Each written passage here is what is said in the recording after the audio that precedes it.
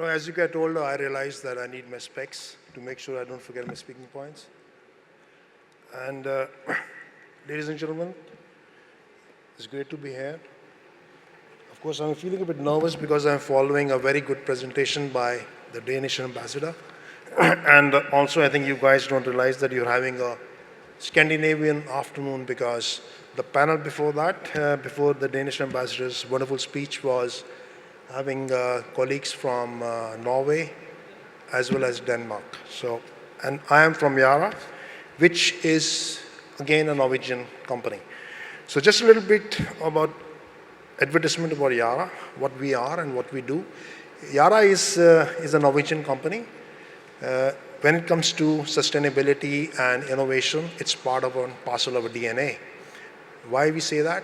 Because we're the first company to have actually produced nitrogenous fertilizers in the world. That was done in 1905, and in the last 120 odd years that have gone by, we are operating in 60 countries globally, downstream, as we call it, same as in India, working closely with the farmers, helping improve their farm productivity, delivering our high quality, low carbon footprint fertilizers.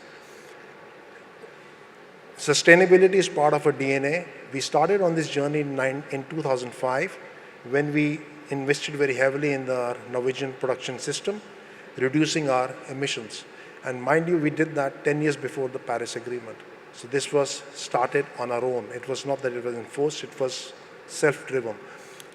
We have already reduced our emissions by about 50% since then, and in another 5 years from now, by 2030, we would reduce our emissions to almost 30% further.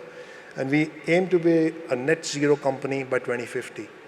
We have been in India since 2011 when we set up our own facility, when we set up our own marketing company, I would say that, in Pune, Maharashtra, which we call as the California of India because of its high focus on horticulture crops.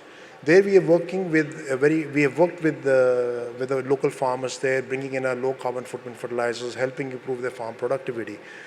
So the topic that I'm going to actually talk about is the state of affairs in Indian agriculture, especially with relation to emission and what as Yara we're trying to do and maybe what more can be done. So when we look at Indian agriculture, there are three very clear challenges that are coming in. One is on soil health. The soil health is depleted, as we can see for your information, 35%. And whatever is not in the soil is not in the crop. And what is not in the crop is not the food that you and I eat. 35% of India's children below the age of 5 are having signs of zinc deficiency. So soil health is a bit disturbed at the moment. Water scarcity is the real issue. Forget about the floods that happened in Punjab and Haryana, Punjab and Himachal 2 weeks back. 54% of India is actually undergoing severe water stress. And malnutrition is coming in because no soil health, no minerals, and the food is not as good as it can be. So this is an area which we are working very closely with the farmers, bringing in balanced crop nutrition programs to improve the productivity, producing more from less. When we look at the Indian agriculture emissions, emissions total, about 25% of emissions are coming from Indian agriculture. And when you dig deeper into it, 65% of agriculture emissions coming from the sectors of dairy, 13% from rice, and 13% from fertilizer production. So let me address the fertilizer production side. We have a facility in India at Babrala where we produce 1.3 million tons of urea. So we invested quite heavily in that plant about 2 years back, improving our gas efficiencies by about 7% and reducing the CO2 emissions by 9%. In fact, we are one of the most energy efficient plants of our vintage in India today. When we look at the dairy farm, on the dairy sector, there we have seen that we have looked at how can we improve the health of the animals in the dairy sector. So we have set up some large-scale projects with a leading dairy company in India, and we have helped them improve the quality of the silage by using the right nutrient at the right time. When we do that, that improves the quality of the silage that has been given to the animals, to the cows and the buffaloes, and that has improved the health of the animals there, improving the quality of the milk on one side, and also improving the quality of the skin and as well as the quality of the milk that you're getting out. That has led to lower methane emissions coming out of the cows.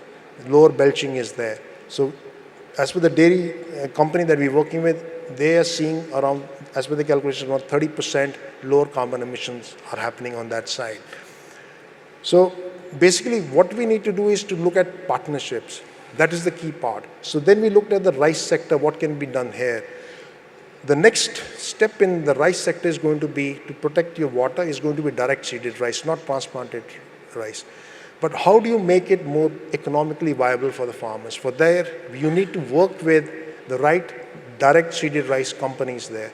So we have working on a long duration trial at a large scale with a leading DSR company, as we call them, in India, to come out with a right balanced crop program which can improve the production from DSR without, and that, because for the farmer it has to be economically viable. He's not going to switch from the traditional rice to a DSR if the production is going to come down. So that's going on very successfully.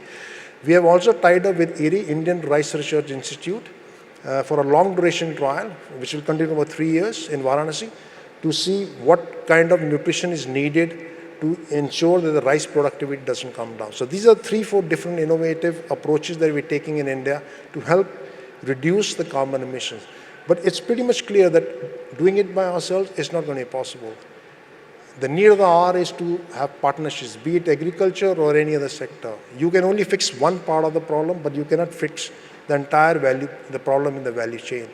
So I'm not so sure, maybe hopefully there are some people, some colleagues from the food sector here, quite open to work with them to see if we can help them reducing the carbon emissions, improving the farm productivity, reducing the water intake that is going on.